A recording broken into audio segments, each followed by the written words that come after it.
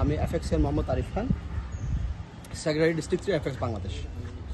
FX club of পটিয়ার আয়োজনে আজকের বৃক্ষরোপণ কর্মসূচির সম্মানিত উদ্বোধক স্যার জনাব এটিএম তোহা স্যার, সম্মানিত অতিথিবৃন্দ, সম্মানিত উপস্থিতি এবং সম্মানিত এফএক্সিয়ানবৃন্দ, বৃক্ষরোপণ কর্মসূচি এটা শুধুমাত্র কোনো একটা অনুষ্ঠান নয়, আমি মনে করি এটা একটা সামাজিক আন্দোলন।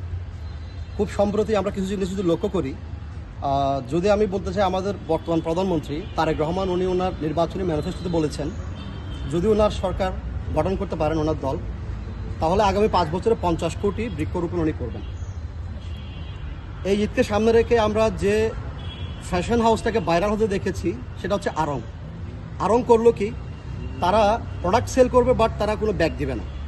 সম্প্রতি একজন সংসদ সদস্য ব্যারিস্টার রুমিন ফারহানা উনি শপিং করতে গিয়েছেন আরঙে। শপিং করার পরে যখন উনি ব্যাগ চেয়েছেন ওনাকে ব্যাগ দেওয়া হয়নি এবং উনি হাতে করে কাপড়টা বাসায় নিয়ে গিয়েছেন, যেটা আমরা পত্রপত্রিকার মধ্যে দেখতে পেয়েছি। তো আরঙের ব্যবস্থাপনা পরিচালক তামান্না আবেদকে জিজ্ঞেস করা হয়েছিল আপনারা 15 টাকা একটা ব্যাগ এটা দিচ্ছেন না কেন? তখন উনি সহজভাবে স্বীকার করেছেন এই 15 টাকা সেভ করে ওই টাকাটা দিয়ে আমরা বৃক্ষরোপণের কাজে লাগাচ্ছি। তো আমরা দেখতে পাচ্ছি বৃক্ষরোপণ এটা কোনো শুধু কর্মসূচি না, এটা একটা সামাজিক আন্দোলন, যে আন্দোলনে আমাদের রাজনৈতিক নেতৃবৃন্দগণ এগিয়ে আসছেন, আমাদের বিভিন্ন ব্যবসায়ীরা এগিয়ে আসছেন। ইভেন আমরা গতবার যে সংসদ সদস্য হিসেবে যাদেরকে নির্বাচনী প্রচারণা করতে দেখেছি, এর মধ্যে তারা সিট পেপারটাও কিন্তু নিয়ে আসছে, যেটা হচ্ছে এমন কিছু পত্রিকা, এমন কিছু পেপারের মাধ্যমে তারা লিফলেট ছাপাচ্ছে, যে লিফলেট আপনি পরে যখন মাটিতে ফেলবেন সে মাটি থেকে এটা বীজ উৎপন্ন হবে এবং সেখান থেকে চারা গাছ হবে।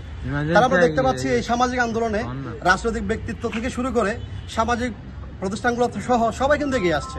তো আমি মনে করি বৃক্ষ শুধুমাত্র একটা গাছ নয়, এটা আমাদের জন্য অক্সিজেন সরবরাহ করে একটা জিনিস, সেটা আমাদের পরিবেশের ভারসাম্য রক্ষা করে এবং এইটার প্রয়োজনে ভবিষ্যতের জন্য আমাদের অনেক বেশি শুধু গাছ লাগিয়ে ক্ষান্ত হয়ে থাকলেই হবে না, এটার পরিচর্যা করে সঠিক পরিচর্যার মাধ্যমে যেন আমরা একটা বনায়নের দিকে আগাইতে পারি, সেই অভিষ্ট লক্ষ্যে আমাদের যাওয়া উচিত। সবাইকে ধন্যবাদ। আসসালামু আলাইকুম।